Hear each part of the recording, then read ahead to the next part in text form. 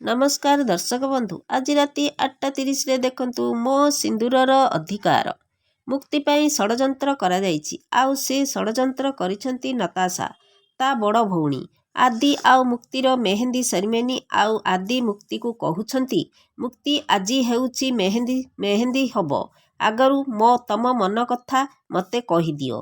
तापरे मुक्ति मने मने भाबुछि हाँ मु केवल तमको भल पाए, आजी तमको मो मन कथा कहीदेवी। मु तुमको मो मथार सिंदूर करने चाहे।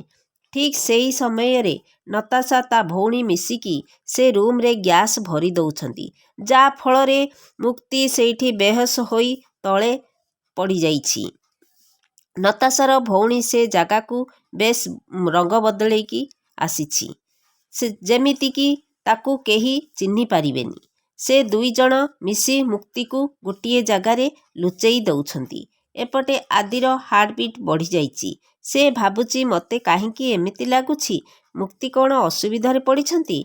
नताशा भाबुची मेहेंदी हबो ता रंग लाल हबो, हेले मुक्ति हातेरे नुह मो हातेरे हबो। आदिर भल पाइबा ना नताशार जिद। हाँ दर्शक बंधु, वीडियोटी को भल लागिले कमेंट छाड़ंतु।